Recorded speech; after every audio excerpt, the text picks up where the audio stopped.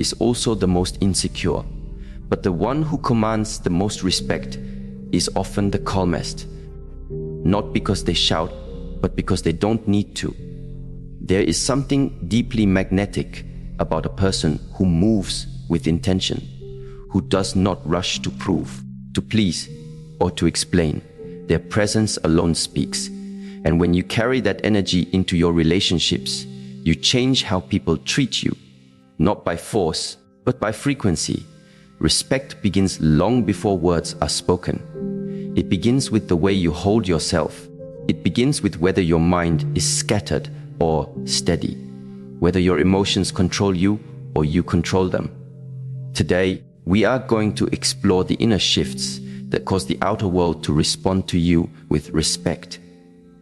And the first step is this: learn how to come home to yourself before you ask others to see your worth. Have you ever entered a room and instantly felt the energy shift before a single word was spoken?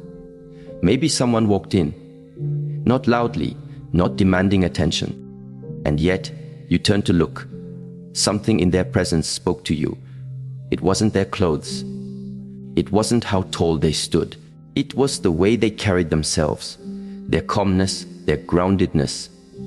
It sent a silent message. I don't need to prove anything. I know who I am. That energy commands respect. This is the unspoken language of self-mastery. A deep truth lives here. Your energy often enters the room before you do. Before you shake a hand, before you make a request, before you utter a sentence, your nervous system is already communicating, and people are already responding. The human brain is a scanning machine. Every day, without our conscious awareness, our brain makes thousands of micro assessments. Who's safe? Who's confident? Who's desperate? Who's pretending? This happens in less than a second. And it's not words that inform these judgments. It's your breath, your posture, the way your eyes meet someone else's. It's the stillness or agitation you carry in your body. This is not spiritual theory. This is neuroscience. The amygdala, the part of your brain responsible for detecting safety and threat, processes non-verbal cues faster than it processes speech. That means people feel your energy before they hear your message. And this energy determines whether they lean in with respect or pull back with guardedness. Respect does not begin with titles, age, or appearances.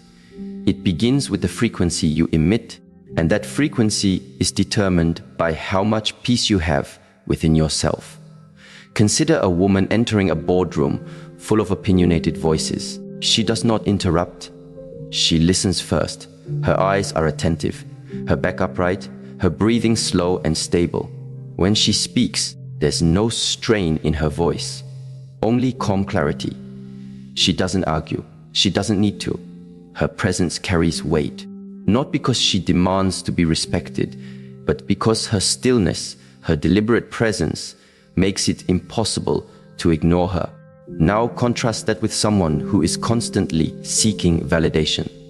They talk over others, speak quickly, interrupt frequently, try to dominate through volume.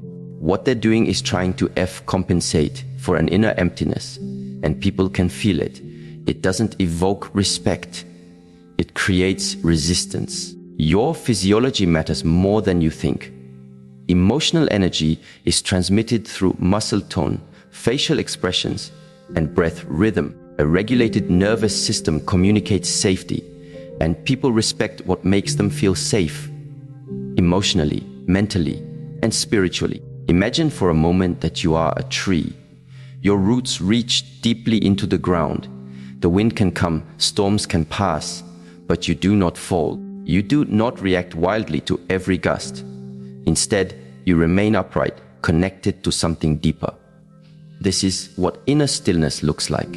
And the more rooted you are in your own values, your own breath, your own body, the more others will instinctively respect you. A true story comes to mind of a teacher who once sat silently in front of a noisy classroom. The students continued to chatter and move about. He didn't raise his voice. He simply waited, breathing slowly, making gentle eye contact, saying nothing. One by one, the students began to quiet themselves, not because he commanded silence, but because his energy invited them into stillness. He didn't need authority to be respected, he embodied it. This kind of presence is available to all of us. But it is cultivated, not performed. It begins with how you wake up. When you start the day rushed, disconnected from your breath, scrolling through chaos before even grounding your mind, you carry that same scattered energy into every interaction. But if you begin your day in silence, even 5 minutes of deep breathing, gentle movement, or mindful reflection, your entire nervous system shifts. You become the anchor in the storm, not the leaf being blown by it. In relationships, this principle holds even greater power.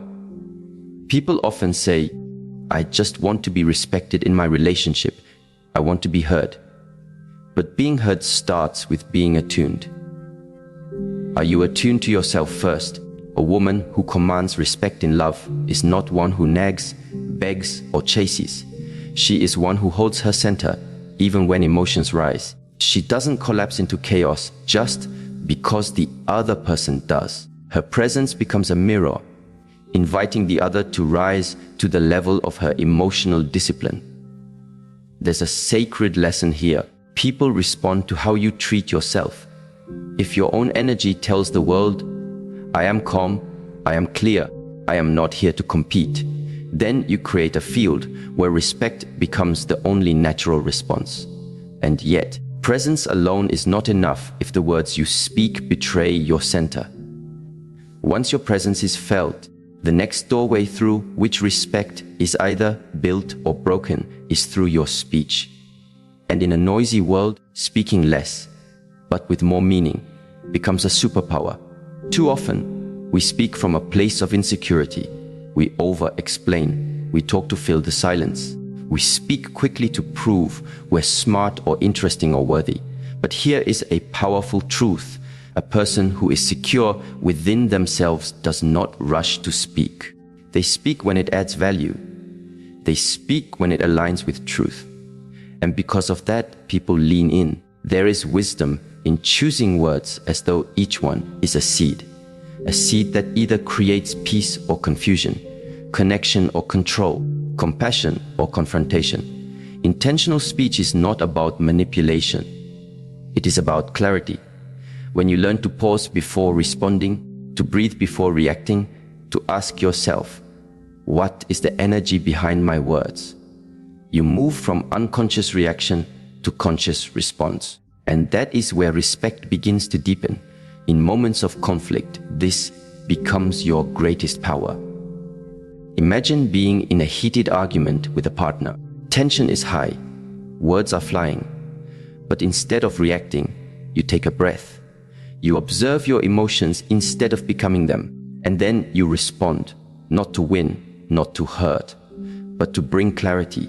You might say something like, "I hear what you're feeling. I want us to understand each other more than I want to be right." Suddenly, the energy shifts. The conversation no longer becomes about domination, but about connection. This is emotional maturity in action. And people respect those who prioritize truth over ego. There's a quote often shared in Eastern philosophy: "Speak only when your words are more beautiful than silence." What would change in your relationships if you lived by this? How much less conflict would there be if you replaced reaction with reflection?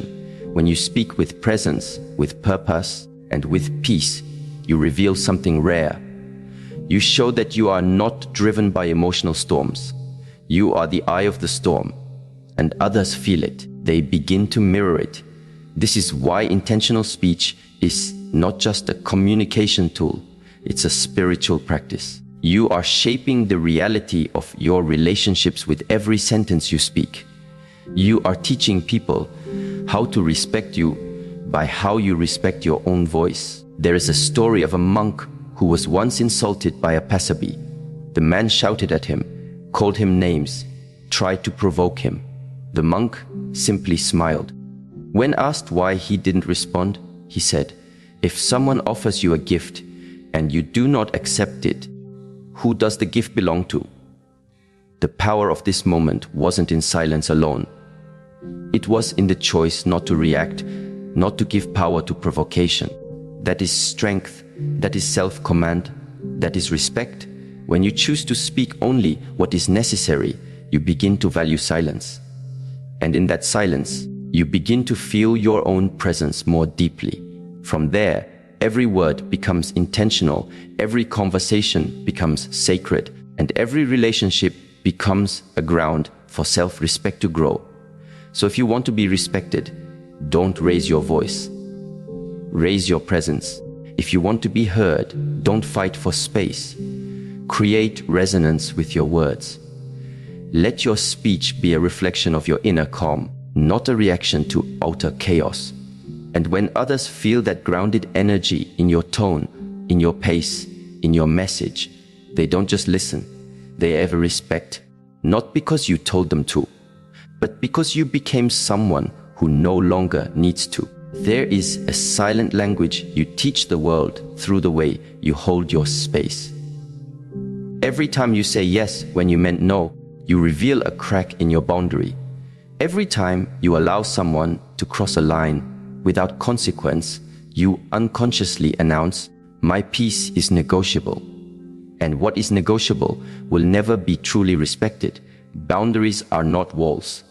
They are not punishments or tools of revenge. Boundaries are mirrors of self-worth. They are sacred lines that teach others how to treat you, not through threats or lectures, but through your consistency. People do not learn who you are by what you tolerate once, but by what you allow repeatedly. In relationships, this becomes especially vital. The partner who constantly pushes you to prove your love, to give more than you're ready to excuse their disrespectful behavior under the name of passion, is not testing your devotion.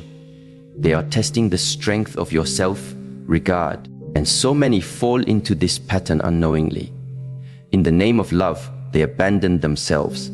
They override their discomfort. They stay quiet when disrespected, hoping kindness will transform the other person. But love without self-respect is not love, it is self-erasure. And people sense it.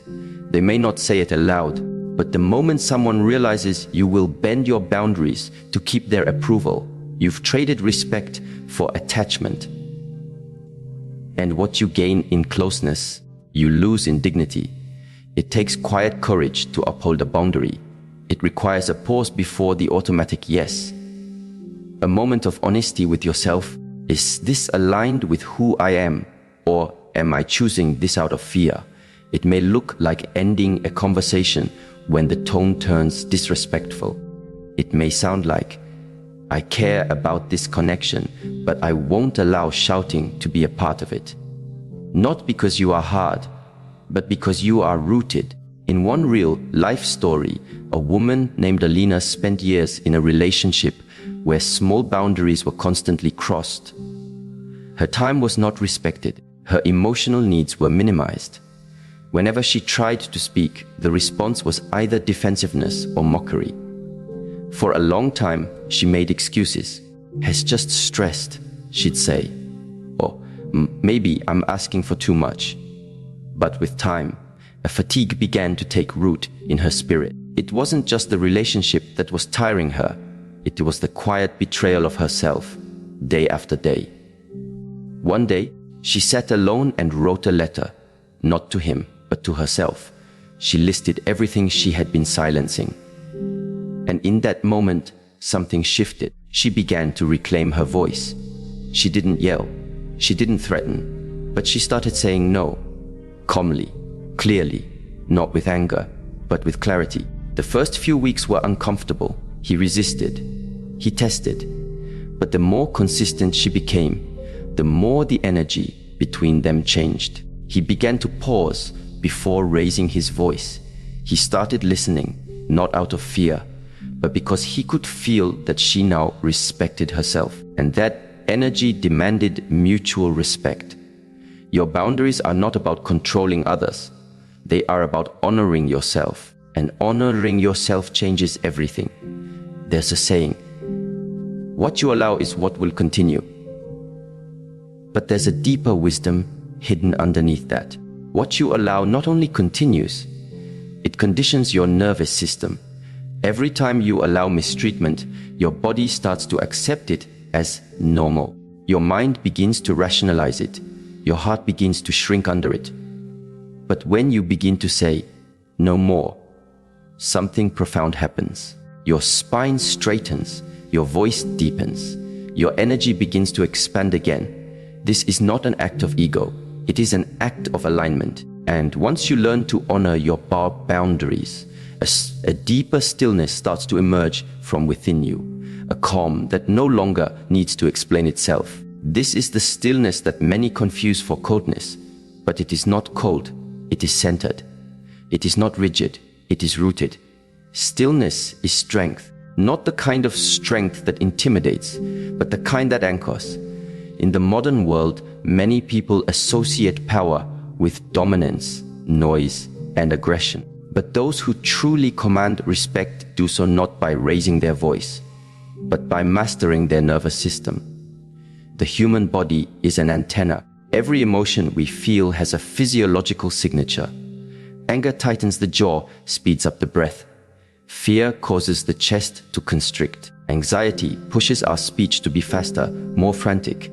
These signals are not just internal, they are air transmitted, and others receive them, consciously or not. This is why someone who is physically still, emotionally regulated, and mentally focused will instantly shift the energy of a room. They are not reacting, they are responding. And that distinction is everything. Take the example of Cameron, a father of two, navigating a high, stressed job and a home life filled with tension. For years, he was known for his temper. The smallest mistake from his children or his team would ignite a wave of frustration. He thought this was leadership. He believed firmness meant loudness. But as his relationships began to erode, he was forced to look inward. What he discovered was not weakness. It was fatigue. His nervous system was stuck in a constant state of survival. He wasn't responding from wisdom. He was reacting from fear and pressure. So he began a practice of breathwork, learning to slow his exhale, to feel his feet on the ground during conflict. At first, the changes were subtle. He paused longer before replying. He no longer stormed out during disagreements. But over time, something remarkable happened. His children began to approach him more. His team started offering honest feedback. And most of all, his presence began to carry something it never had before: respect rooted in safety. Stillness is not absence of emotion. It is the mastery of it. It is the ability to feel deeply, but not be hijacked by your feelings. When you can stand in the middle of chaos and not let it enter you, people feel it. They don't know why, but they trust you. Because the person who can stay calm under pressure is the person who can be trusted in storms. This is not just philosophy. It is grounded in physiology. The vagus nerve, the body's communication superhighway, plays a central role in how we experience and regulate stress. When this system is trained through breath, mindfulness, and emotional awareness, our entire being becomes more resilient. We no longer live on edge. We begin to live from the center. And from that center, our words soften, our decisions deepen, and our presence becomes magnetic. Relationships flourish in the presence of calm authority. Not dominance, not emotional withdrawal, but the kind of quiet strength that allows others to feel safe in your presence. The person who can hold space for another's emotions without being swept away by them is a rare and sacred presence. A powerful image to reflect on is that of a mountain. The mountain does not chase the wind. It does not plead with the clouds to stay. It remains rooted in the earth, unmoved by external weather, and yet everything around it adjusts. Birds land, winds soften, rain flows down. That is the energy of someone who has learned stillness. Stillness isn't taught in school. It is rarely celebrated in society, but it is the foundation of all great leadership, all lasting relationships, all meaningful self-respect. It is in the quiet space between a provocation and a response that wisdom lives. In romantic relationships, this becomes even more powerful. When your partner sees that you can hold emotional space without collapsing into drama or control, they begin to trust you more deeply. You become the calm in their chaos, not by suppressing emotion, but by choosing how and when to express it. There's a difference between reacting and revealing. Reaction is impulsive. It wants relief. Revealing is intentional. It seeks understanding. A woman who practices stillness in love may feel everything, but she does not let temporary feelings destroy permanent bonds. Her strength is not in being unaffected. It is in being deeply feeling, yet wisely expressed, and that level of emotional maturity is deeply respected. One man described it this way: when she's upset, she doesn't throw knives with her words. She breathes, she pauses, and then she tells me what hurt. And because she doesn't attack, I actually listen. I want to protect her peace, because she protects it herself. What we respect in others is what we yearn to become, and what we protect in ourselves teaches others how to love us. Stillness creates space, and in that space, truth can be heard, people can reflect, healing can occur, arguments can soften, trust can be rebuilt. But without stillness, even the best intentions get lost in noise. So when you feel disrespected, the question is not only, why did they treat me this way? But also, how have I taught them to treat me? And the answer often lies not in the grand gestures, but in the small moments. The sigh you didn't voice, the limit you didn't hold, the silence you didn't break, or the emotional chaos you allowed to run free without grounding it in awareness. To be respected is not about control. It is about less clarity. To know who you are, to know where you end and another begins, to know when to speak and when to breathe, when to walk away, not out of anger, but because your peace is too expensive to lose. The journey to that kind of clarity is not loud, it is not fast, it is not performative, it is still, it is steady, and it is yours to begin. There is a subtle power that arises when you no longer look to others for permission to be who you are. This is not arrogance. This is not defiance. It is clarity. The kind of clarity that comes when you stop measuring your value by how others respond to you. You begin to realize that seeking constant approval is a form of self-abandonment. It may appear harmless, wanting to be liked, to be validated, to feel accepted, but over time, it carves out space in your heart where your identity should live. Respect that lasts does not begin outside of you. It is built quietly in the unseen moments when you choose not to betray your standards just to be chosen.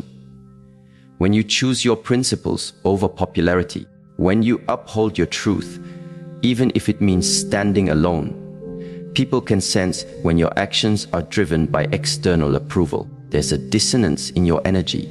You speak one thing, but your body says something else. You smile, but it's tight. You agree, but there's hesitation in your tone. You give, but you feel depleted afterward. This incongruence doesn't go unnoticed. It weakens the respect people have for you. Not because they're unkind, but because energy doesn't lie.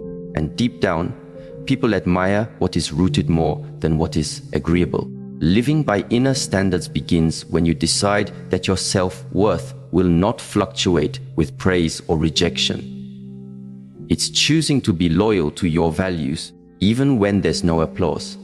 It's easy to be consistent when others are watching. The real test is when no one sees, when no one compliments your integrity, when no one claps for your boundaries. Will you still live by them? There was once a woman named Rania who had a history of bending herself in relationships. Each time she met someone new, she would shift, change how she dressed, how she spoke, even her daily habits, all to fit into what she believed the other person wanted. And at first, it worked. She was liked. She was admired. But in time, something would always shift. The admiration would fade, the respect would dwindle, and eventually the relationship would crumble. One day, she sat with this pattern and asked herself a difficult question. What am I sacrificing just to be accepted? That question broke something open inside her. She realized she had built connections on performance, not authenticity. So she made a decision. She wouldn't chase. She wouldn't perform. She would begin to show up exactly as she was. Unfiltered, soft when she felt soft, fierce when her intuition called for it. Some people didn't know how to handle the shift. Some even left. But the ones who stayed with respect. And for the first time, Rainier felt seen, not for her effort, but for her essence. This is the power of living from inner standards. You no longer need to convince others to respect you, because you carry the quiet conviction that you respect yourself. Detachment from external validation does not mean you stop caring about others. It means you care deeply, but you no longer allow their opinions to override your truth. This creates emotional freedom. And from that freedom, you begin to make decisions not from fear or approval seeking, but from alignment. In romantic relationships, this becomes a foundation for genuine connection. When both partners live from their inner truth rather than emotional dependency, the relationship becomes a sanctuary, not a battlefield. There's no pressure to constantly impress or meet unrealistic expectations. Instead, there's space for growth, honesty, and respect. You begin to notice something remarkable. The more you live in alignment with your own values, the more others naturally elevate how they treat you. This is not magic. It's a reflection. People are constantly responding to the standards you hold within yourself. If you tolerate inconsistency, you will receive it. If you embody clarity, you will attract it. If you operate from fear, others will sense it. But if you move from groundedness, from authenticity, your very presence becomes a guide for how others should engage with you. There's a parable about a lion raised by sheep.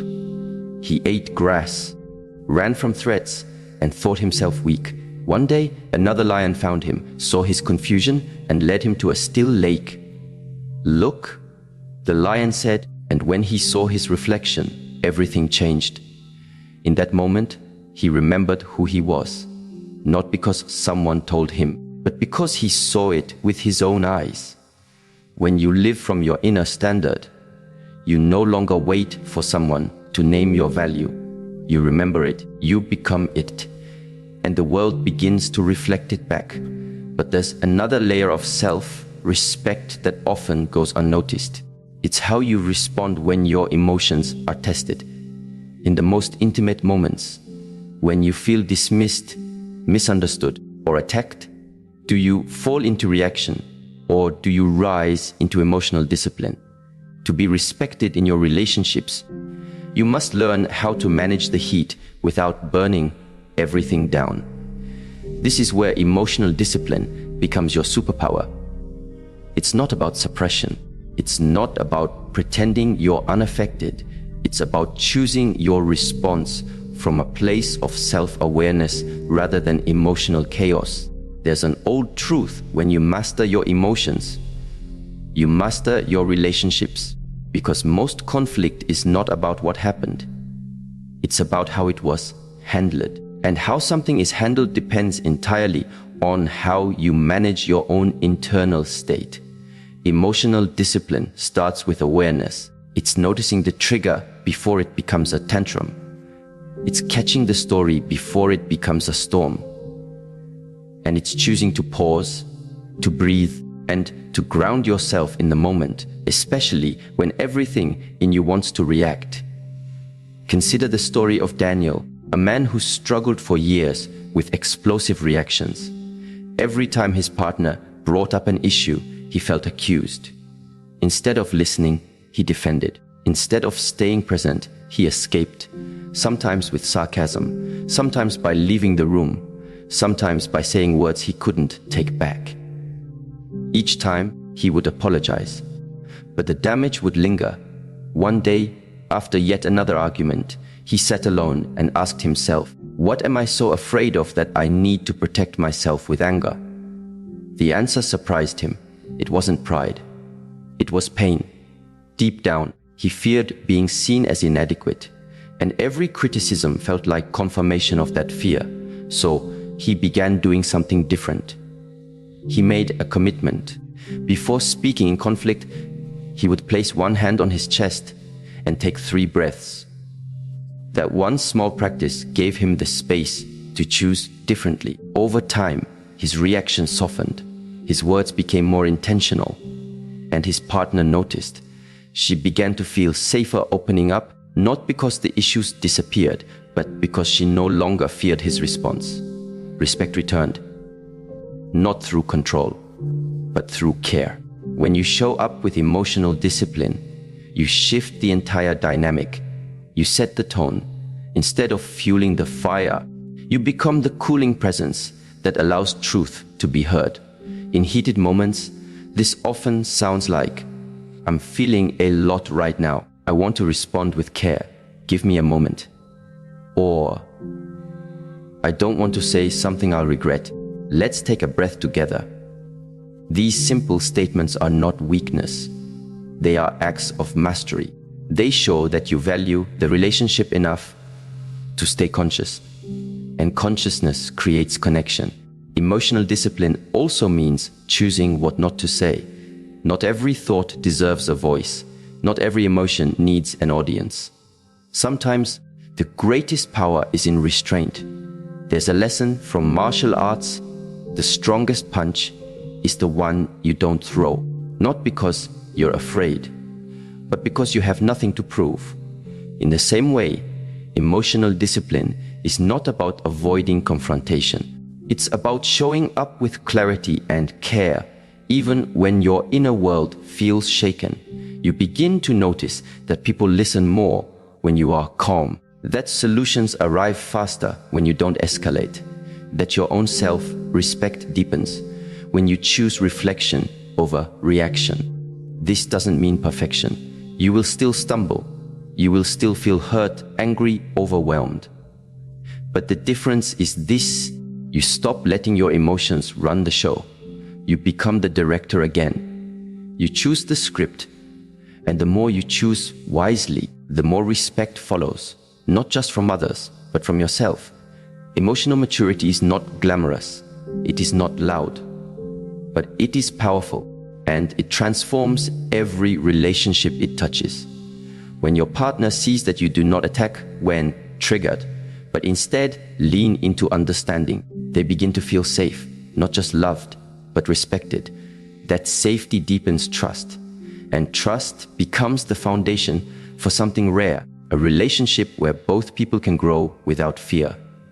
A woman once said, "When he's upset, he doesn't lash out. He tells me, 'Give me a little space to find the right words.' And every time he does, I admire him more." This is the quiet impact of emotional discipline. It creates admiration, even in conflict. But to get there, you must be willing to train your inner world more than your outer image. You must be more committed to peace than to being right. You must learn to sit with discomfort without making others pay for it. And when you do, something profound shifts. You start to feel powerful. Not because you can control others, but because you can control yourself. You start to feel free, not because nothing affects you, but because you no longer act from the chaos within. And you start to feel respected, not because you demanded it, but because you embodied it. This kind of presence cannot be faked. It must be earned through silence, through patience, through moments where you choose awareness over ego. And slowly, steadily, you become the kind of person who walks into a room, into a conversation, into a relationship, and brings a sense of calm with them, not because you have all the answers, but because you are no longer at war within yourself. And that is the kind of strength that commands respect, quietly, completely, and without force. Respect is not something we chase, plead for, or demand. It is something we embody. It begins the moment we choose to return home to ourselves. When our presence speaks before our words, when our silence carries the weight of awareness, and when our actions align with inner truth rather than external applause, we become undeniable. People may not always agree with you. They may question your decisions, test your boundaries, even walk away when you stop performing for acceptance. But they will feel the shift. They will remember the calm in your voice when chaos called.